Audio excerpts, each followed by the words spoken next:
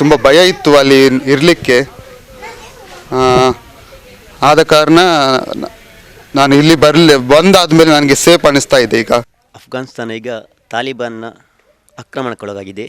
ಅಫ್ಘಾನ್ನಲ್ಲಿ ಈಗ ತೀವ್ರ ಬಿಕ್ಕಟ್ಟು ಎದುರಾಗಿದೆ. ಅಲ್ಲಿ ತಾಲಿಬಾನ್ ಆಡಳಿತ ಬಂದಿದೆ. ಹೀಗಿರುವಾಗ ಅಲ್ಲಿದ್ದ ತಾಲಿಬಾನ್ಗಳೇ ಅಲ್ಲಿದ್ದವರು ಅಫ್ಘಾನರು ಸಹ ಊರು ಬಿಟ್ಟು ಹೋಗಿದ್ದಾರೆ.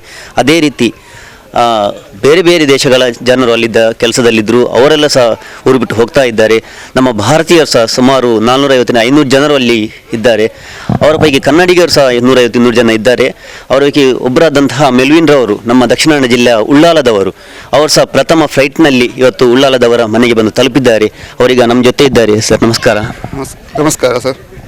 ಸರ್, ಈಗ ತಾವು ಅಫ್ಘಾನ್ನಿಂದ ಈಗ ಪ್ರಥಮ ಫ್ಲೈಟ್ನಲ್ಲಿ ಇಲ್ಲಿಗೆ ಬಂದು ತಲುಪಿದ್ದೀರಿ, ಹೇಗೆ ಅನಿಸ್ತಾ ಇದೆ? ನನಗೆ ಅಲ್ಲಿ ಬಂದ ಕಾರಣ ಅಲ್ಲಿ ಸೇಫ್ ಅನಿಸ್ತಾ ಇದೆ. ನಾನು ಅಲ್ಲಿಂದ ಯಾಕಂದರೆ ಅಲ್ಲಿ ತುಂಬ ಭಯ ಇತ್ತು ಅಲ್ಲಿ ಇರಲಿಕ್ಕೆ. ಆದ ಕಾರಣ ನಾನು ಇಲ್ಲಿ ಬಂದಾದಮೇಲೆ ನನಗೆ ಸೇಫ್ ಅನಿಸ್ತಾ ಇದೆ. ಈಗ ನಾವು ಎಷ್ಟು ವರ್ಷಗಳಿಂದ ಅಫ್ಘಾನ್ನಲ್ಲಿ ಕೆಲಸ ಮಾಡ್ತಾ ಇದ್ದೀವಿ? ಅಲ್ಲಿ ಏನು ಕೆಲಸ ಮಾಡ್ತಾ ಇದ್ದೀವಿ? ನಾನು ಅಫ್ಘಾನಿಸ್ತಾನದಲ್ಲಿ ಕಾಬೂಲ್ನಲ್ಲಿ 10 ವರ್ಷದಿಂದ ಒಂದು ಹಾಸ್ಪಿಟಲಲ್ಲಿ ಮೇಂಟೆನೆನ್ಸ್ ಸೆಕ್ಷನಲ್ಲಿ ಕೆಲಸ ಮಾಡ್ತಾ ಇದ್ದೇನೆ.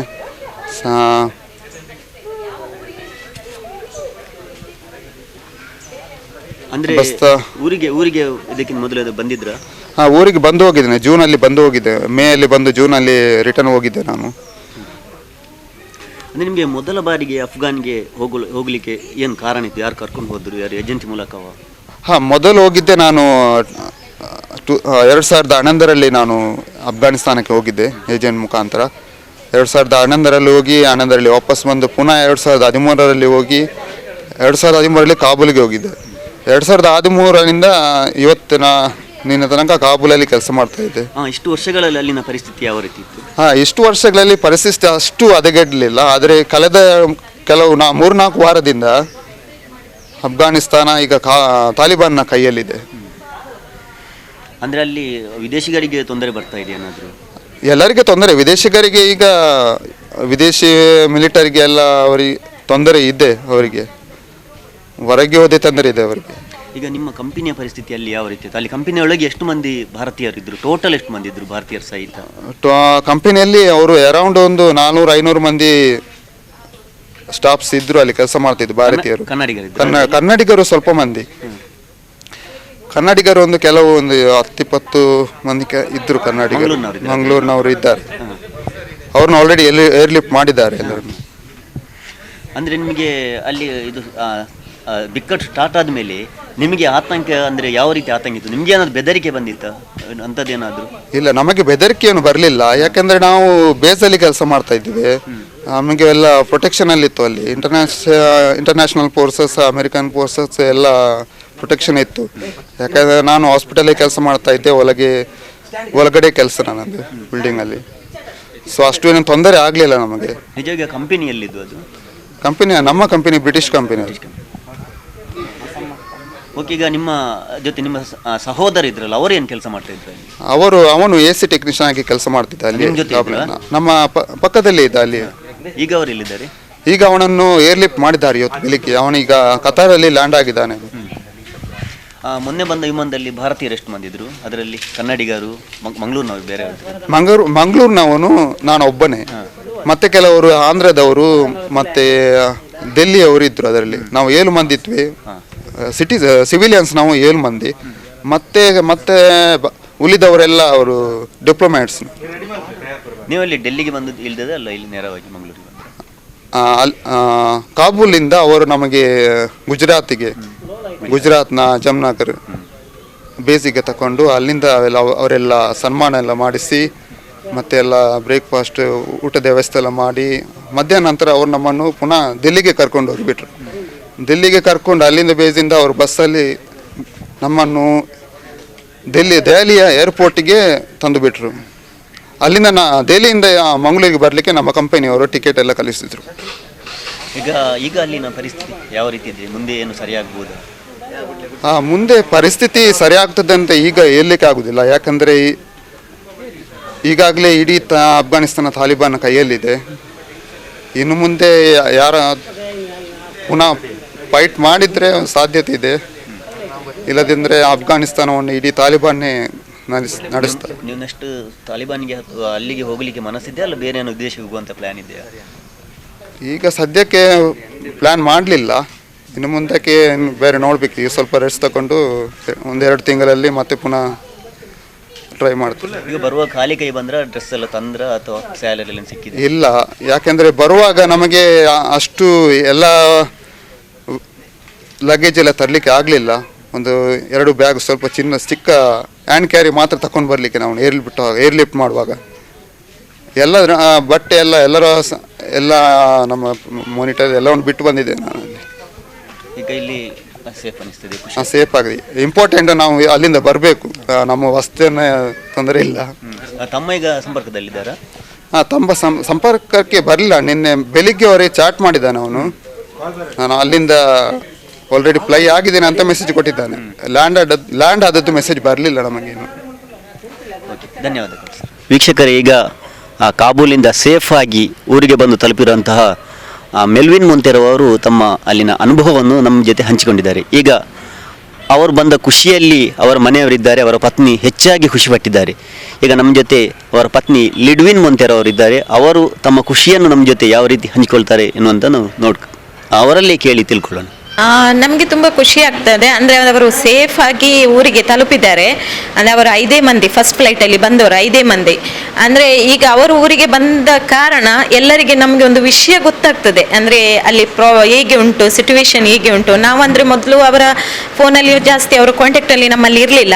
ಆಗೋಸ್ಕರ ನಮಗೆ ಏನು ವಿಷಯ ಅಂತೇಳಿ ನಮಗೆ ಗೊತ್ತಿರಲಿಲ್ಲ. ಕೇಳುವವರಿಗೆ ನಮಗೆ ಆನ್ಸರ್ ಕೊಡಲಿಕ್ಕೆ ಕೂಡ ಆಗ್ತಿರಲಿಲ್ಲ. ಬಟ್ ಅವರು ಬಂದ ಮೇಲೆ ನಮಗೆ ವಿಷಯ ಎಲ್ಲ ತಿಳಿಸಿದ್ರು. ಹಾಗೆ ಅವರು ಸೇಫಾಗಿ ಬಂದಿದ್ದ ನಮಗೆ ಖುಷಿ ಉಂಟು. ಇನ್ನೊಂದು ಕಡೆಯಲ್ಲಿ ನಮ್ಮ ಜನರಲ್ಲಿ ಇದ್ದಾರೆ, ಅವರು ಹೇಗಿದ್ದಾರೆ ಅಂತ ಅದು ಕೂಡ. ಅಂದರೆ ನಾನು ನಿನ್ನೆ ಕಾಲ್ ಮಾಡಿದ್ದೆ, ನನ್ನ ಮೈದುನಲ್ಲಿದ್ದಾನೆ. ಆಗ ಅವನ ಹತ್ರ ನಾನು ಹೇಳಿದೆ, ತುಂಬ ಕಾಲ್ ಮೀ ಅಂತ 1000 ಮೆಸೇಜ್ ಕಳಿಸಿದೆ. ಅವನು ಕಾಲ್ ಮಾಡ್ತಿರ್ಲಿಲ್ಲ. ನಮಗೆ ಬೇಸರ ಆಗ್ತಿತ್ತು. ಅಂದರೆ ಅಲ್ಲಿ ಸಿಚುವೇಶನ್ ನಮಗೆ ಎಂತ ಗೊತ್ತಿರಲಿಲ್ಲ. ಹಾಗೆ ನಾನು ಅವನ ಹತ್ರ ಹೇಳಿದೆ, ಒಮ್ಮೆ ನನಗೆ ಕಾಲ್ ಮಾಡಿ ವಿಷಯ ಅಂತ ಹೇಳಿ. ಹಾಗೆ ಅವನು ಹೇಳಿದ, ನಮಗಿನ್ನು ಫ್ಲೈಟ್ ಬರುವುದಿಲ್ಲ, ಅವರು ಬಾಸ್ ಹೇಳಿದ್ದಾರೆ ಫ್ಲೈಟ್ ಬರುವುದಿಲ್ಲ, ನಾವೀಗ ಊರಿಗೆ ಹೇಗೆ ಬರೋದು. ಅದಕ್ಕೆ ನಾವು ಹೇಳಿದೆವು, ನೀವು ಊರಿಗೆ ಬರುವ ವಿಷಯವನ್ನು ನಮ್ಮಲ್ಲಿ ಬಿಟ್ಬಿಡು, ನಾವು ಇಲ್ಲಿ ಏನಾದರೂ ಮಾಡ್ತೇವೆ ಅಂತೇಳಿ. ಆಗ ನನಗೆ ಸಡನ್ಲಿ ನೆನಪಾಯಿತು ನಮ್ಮ ಶಾಸಕರದ್ದು UT ಖಾದರ್ ಅವರದ್ದು. ಕಾಲ್ ಮಾಡಿದ್ದೆ, ಅವರು ಎಲ್ಲಿಯ ಮೀಟಿಂಗಲ್ಲಿದ್ದೆ. ಅವರು ಹೇಳಿದರು, ನಾನು ಮೀಟಿಂಗ್ ನನಗೀಗ ಇಂಪಾರ್ಟೆಂಟ್ ಅಲ್ಲ, ನನ್ನ ಜನರು ಇಂಪಾರ್ಟೆಂಟ್. ಮೀಟಿಂಗಲ್ಲಿ ಇದ್ದವರು ಹೊರಗೆ ಬಂದು ನಮಗೆ ಹೇಳಿದ್ರು, ನೀವು ಟೆನ್ಷನ್ ಮಾಡೋದು ಬೇಡ, ಅದರದ್ದೆಲ್ಲ ನಾನು ನೋಡ್ಕೊಳ್ತೇನೆ ಅಂತೇಳಿ ಅವರು CMಗೆ ಮತ್ತು PMಗೆ ಎಲ್ಲ ಲೆಟರ್ ಎಲ್ಲ ಬರೆಸಿದ್ರು. ಮತ್ತು ನಮಗೆ ಅದನ್ನು ಕಳಿಸಿದ್ರು, ಹೀಗೆ ನೀವು ಟೆನ್ಷನ್ ಮಾಡಬೇಡಿ, ಅವರು ನಾಳೆ ಒಳಗೆ ಊರಿಗೆ ಬರುವ ಇದು ನಾವು ತಗೊಳ್ತೇವೆ ಅಂತೇಳಿ. ಹಾಗೆ ಮತ್ತೆ ನಮಗೆ ಸ್ವಲ್ಪ ಧೈರ್ಯ ಬಂತು. ಬಟ್ ಎನಿವೇ ಅದು ಧೈರ್ಯ ಕೂಡ ನಮಗೆ ಅಂದರೆ ಅಲ್ಲಿಯ ಪರಿಸ್ಥಿತಿ ನೋಡುವ, ತಾಲಿಬಾನ್ ಅವರು ಅಟ್ಯಾಕ್ ಮಾಡ್ತಾರೆ, ಫ್ಲೈಟ್ಸ್ ಅಲ್ಲಿ ಬರುವುದಿಲ್ಲ, ಅದೊಂದು ನಮ್ಮ ಅಂದರೆ ನಮಗೆ ಒಂದು ಚಿಂತೆ ಇತ್ತು. ಫ್ಲೈಟ್ಸ್ ಅಂದರೆ ಅವರು ಫ್ಲೈಟ್ ಹೋಗ್ತದೆ ಇಲ್ಲಿಂದ, ಲ್ಯಾಂಡ್ ಹಾಕ್ಲಿಕ್ಕೆ ಬಿಡ್ತಾ ಇರಲಿಲ್ಲ ಅಲ್ಲಿ. ಮತ್ತು ಬೇರೆ ಎಲ್ಲಿಂದ ಟರ್ಕಿಯಿಂದ ಅಂತೆ ಮತ್ತು ಅಮೆರಿಕದಿಂದ ಎಲ್ಲ ಫ್ಲೈಟ್ಸ್ ಎಲ್ಲ ಹೋಗಿತ್ತು, ಅದೆಲ್ಲ ರಿಟರ್ನ್ ಹೋಗಿದೆ. ಅದೆಲ್ಲ ನೋಡುವಾಗ ನಮಗೆ ತುಂಬ ಹೆದರಿಕೆ ಆಗಿದೆ. ಅಂದರೆ ಈ ಜನರೆಲ್ಲ ಅಲ್ಲಿ ನಮಗೆ ಇನ್ನು ಅವರು ಊರಿಗೆ ಬರುವುದಿಲ್ವಾ ಅಂತೇಳಿ ನಮಗೊಂದು ಅಂದರೆ ಒಂದು ನಮಗೆ ಅಸಮಾಧಾನಕರ ಇದು ವಿಷಯ ಆಗಿತ್ತು. ಬಟ್ ನಾವು ಮತ್ತೆ ಕೂಡ ಪ್ರೇಯರ್ ಎಲ್ಲ ಮಾಡ್ತೀವಿ, ಎಲ್ಲ ಚರ್ಚಿನ ಮೆಂಬರ್ಸಿಗೆಲ್ಲ ನಾವು ಕಾಲ್ ಮಾಡಿದ್ದೇವೆ. ಮತ್ತು ನಮ್ಮ ಇವರು ವೀನರ್ ಅವರಿಗೆ ಎಲ್ಲ ನಮ್ಮ ಸಂಘದ ಸದಸ್ಯರಿಗೆಲ್ಲ ನಾವು ಎಲ್ಲ ಪ್ರೇಯರ್ ಮಾಡಲಿಕ್ಕೆಲ್ಲ ಹೇಳಿದ್ದೆವು. ಹಾಗೆ ಎಲ್ಲರೂ ಹೇಳ್ತಾರೆ, ನೀವು ಏನು ಹೆದರಬೇಡಿ, ನಾವಿದ್ದೇವೆ, ನಾವೆಲ್ಲ ಪ್ರೇಯರ್ ಎಲ್ಲ ಮಾಡ್ತೇವೆ, ನಾವು ಆದಷ್ಟು ಹೆಲ್ಪ್ ಎಲ್ಲ ಮಾಡ್ತೇವೆ ಅಂತೇಳಿ. ನಿನ್ನೆ ನಮಗೆ ಸಂಜೆ ಆಗುವಾಗ ಒಂದು ಫೋನ್ ಬಂತು. ಇವತ್ತು ನೈಟ್ 2 ಬ್ಯಾಚ್ ಮಾಡಿದ್ದಾರೆ, ನಮ್ಮನ್ನು ಕಳಿಸ್ತಾ ಇದೆ. ಬಟ್ 37 ಜನರು ಇನ್ನೂ ಕೂಡ ಅಲ್ಲಿ ಇದ್ದಾರೆ. ಅಂದರೆ ಅವರಿಗೆ ಬರಲಿಕ್ಕಿಲ್ಲ, ನಾವು ಬರ್ತಾ ಇದ್ದೇವೆ, 2 ಬ್ಯಾಚ್ ಮಾಡಿದ್ದಾರೆ ಅಂತೇಳಿ. ಮತ್ತೆ ಒಂದು 12 ಗಂಟೆಗೆ ಹಸ್ಬೆಂಡಿಗೆ ಒಂದು ಮೆಸೇಜ್ ಬಂತು, ಫ್ಲೈಟ್ ಇವತ್ತು ಬರುವುದಿಲ್ಲ ಅಂತೇಳಿ. ನಮಗೆ ಮತ್ತೆ ಕೂಡ ಅದು ಕೂಡ ನೈಟ್ ಇದು 12 ಗಂಟೆ ಆಯಿತು, ಇನ್ನು ಎಂತ ಫ್ಲೈಟ್ ಬರುವುದಿಲ್ಲ, ನಾವು ಯಾರಿಗೆ ಇನ್ನು ಎಂತ ಮಾಡೋದು ಅಂತೇಳಿ. ಮತ್ತು 2 o'clock ಆಗುವಾಗ ಹೇಳಿದ್ರು ಒಂದು ಫ್ಲೈಟ್ ಬಂದಿದೆ ಅಂತೇಳಿ, ನೈಟ್ 2 o'clockಗೆ. ಅದರಲ್ಲಿ ಅವನು ಬರಲಿಲ್ಲ, ಅಲ್ಲೇ ಇದ್ದ ನನ್ನ ಮೈದುನ. 4 ಗಂಟೆ ಆಗುವಾಗ ಅವನು ಆಫ್ಲೈನಿಗೆ ಹೋದ. 4 ಗಂಟೆ ಆಗುವಾಗ ನಮಗೆ ಧೈರ್ಯ ಸಿಕ್ಕಿತ್ತು, ಅವನು ಬಂದ, ಮೇ ಬಿ ಎಲ್ಲಿಯಾದರೂ ಇಂಡಿಯಾಕ್ಕೆ ಬರಲಿಲ್ಲ, ಎಲ್ಲಿಯಾದರೂ ಇದ್ದಾನೆ, ಅಲ್ಲಿಂದ ಸೇಫಾಗಿ ಬಂದಿದ್ದಾನೆ ಅಂತ ನಮಗೆ ಧೈರ್ಯ ಸಿಗ್ತದೆ. ಬಟ್ ಇಲ್ಲಿ ಇಷ್ಟರವರೆಗೆ ನಮಗೆ ಮೆಸೇಜ್ ಏನು ಬರಲಿಲ್ಲ, ಯಾರೆಲ್ಲ ಇದ್ದಾರೆ ಬಂದಿದ್ದಾರೆ ಅಂತೇಳಿ. ಹಾಗೆ ನಮ್ಮ ಪ್ರಕಾರ ಎಲ್ಲ ಇಂಡಿಯನ್ಸ್ ಬಂದು ಸೇಫಾಗಿ, ಇಂಡಿಯನ್ಸ್ ಮತ್ತು ಫಿಲಿಪೀನ್ ಎಲ್ಲ ಇದ್ದಾರೆ ಅಲ್ಲಿ, ಎಲ್ಲರೂ ಸೇಫಾಗಿ ಯಾವುದೋ ಒಂದು ಕಡೆಯಲ್ಲಿ ಇದ್ದಾರೆ ಅಂತೇಳಿ ನಾವು ಇಚ್ಛಿಸುತ್ತೇವೆ, ನಮಗೆ ಗೊತ್ತಿಲ್ಲ. ಹಾಗೆ. ಹೌದು, ಅಲ್ಲಿ ಬಿಕ್ಕಟ್ಟು ಆದಮೇಲೆ ನಿಮ್ಮ ಗಂಡನ ಜೊತೆ ನಿಮ್ಮ ಜೊತೆ ನಿರಂತರ ಸಂಪರ್ಕದಲ್ಲಿದ್ದರು?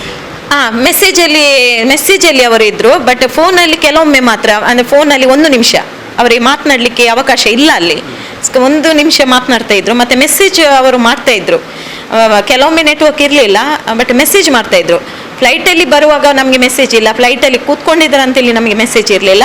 ಅವರು ಯಾವಾಗ ಇಲ್ಲಿ ಬಂದು ಮುಟ್ಟಿದ್ರು ಆವಾಗ ನಮಗೆ ಮೆಸೇಜ್ ಮಾಡಿದರು, ನಾನು ಬಂದು ಸೇಫಾಗಿ ಮುಟ್ಟಿದ್ದೇನೆ, ಏನು ಟೆನ್ಷನ್ ಇಲ್ಲ ಅಂತೇಳಿ ಅಷ್ಟು ಹೇಳಿದ್ದಾರೆ. ಈಗ ಅವರು ಬರುವಾಗ ಡ್ರೆಸ್ ಮತ್ತು ಸ್ಯಾಲರಿ ಎಲ್ಲ ಅದು ಸ್ಯಾಲ್ರಿ ಎಲ್ಲ ಏನು ಕೊಡಲಿಕ್ಕೆ ಆಗಲಿಲ್ಲ, ಅಂದರೆ ಸಡನ್ಲಿ ಅಟ್ಯಾಕ್ ಆದದ್ದು. ಸ್ಯಾಲ್ರಿ ಅವರು ಅಕೌಂಟಿಗೆ ಕಳಿಸ್ತಾರೆ, ಅದು ಗೊತ್ತಿಲ್ಲ ಕಳಿಸ್ತಾರಾ ಇಲ್ವಾ ಅಂತೇಳಿ, ಬಟ್ ಡ್ರೆಸ್ ಎಲ್ಲ ಬಿಟ್ಟು ಬಂದಿದ್ದಾರೆ. ಹೌದೌದು, ಅದಾವಾಗ ಅವರು ಒಂದು ಲ್ಯಾಪ್ಟಾಪ್ ಬ್ಯಾಗ್ ಮಾತ್ರ, ಅಷ್ಟೇ.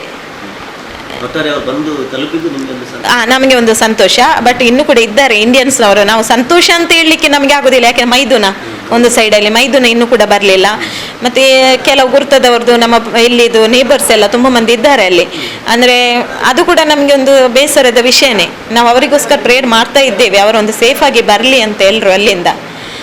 ಹಾಗೆ ಈಗಾಗಲೇ ನಾವು ಕೆಲವು ದಿನಗಳಿಂದ ಅಫ್ಘಾನಿಸ್ತಾನದಲ್ಲಿರುವಂತಹ ನಮ್ಮ ಭಾರತೀಯರ ಮತ್ತು ಬೇರೆ ಬೇರೆ ದೇಶದಲ್ಲಿರುವಂತಹ ಮತ್ತು ಆ ಸ್ಥಳೀಯ ಅಫ್ಘಾನಿಗಳ ಮೇಲೆ ಯಾವ ರೀತಿಯಲ್ಲಿ ಅಲ್ಲಿ ಒಂದು ರೀತಿಯ ಒಂದು ದೌರ್ಜನ್ಯ ಮತ್ತು ಬಹಳಷ್ಟು ಕಷ್ಟ ಅನುಭವಿಸುವುದನ್ನು ನಾವೆಲ್ಲ ಕಂಡುಕೊಂಡಿದ್ದೇವೆ.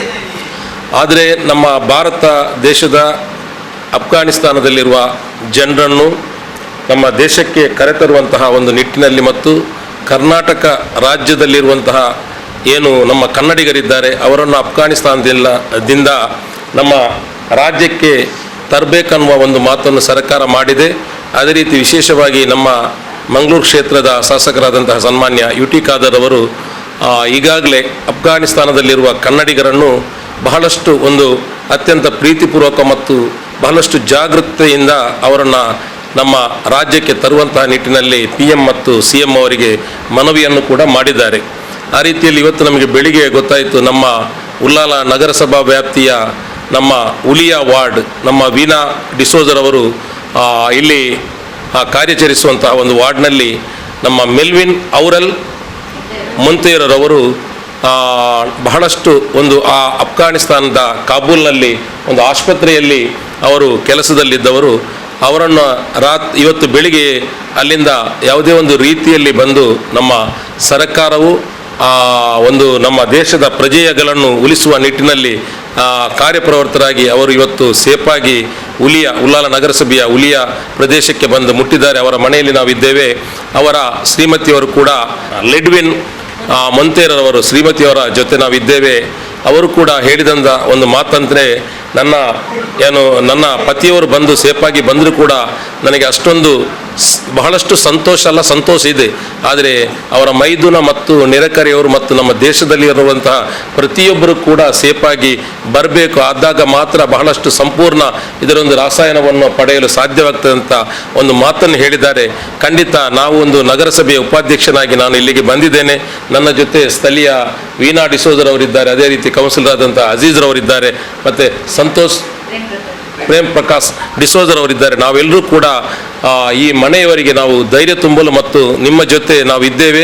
ಇನ್ನು ಈ ಪ್ರದೇಶದ ಯಾರೆಲ್ಲ ಬರಲಿಕ್ಕೆ ಬಾಕಿ ಇದ್ದಾರೆ ಅವರ ಬಗ್ಗೆ ನಾವು ನಮ್ಮ ಶಾಸಕರ ಮೂಲಕ ಇನ್ನೂ ಕೂಡ ಹೆಚ್ಚಿನ ಒತ್ತಡವನ್ನು ಹಾಕಿ ಅವರೆಲ್ಲರನ್ನು ನಮ್ಮ ಭಾರತ ಸರ್ಕಾರ, ರಾಜ್ಯ ಸರ್ಕಾರ ಸೇಫಾಗಿ ತರುವಂಥ ಒಂದು ಪ್ರಯತ್ನಕ್ಕೆ ಸದಾ ನಾವು ಪ್ರಯತ್ನಿಸ್ತೇವೆ ಅಂತ ಒಂದು ಮಾತನ್ನು ಹೇಳ್ತೇವೆ.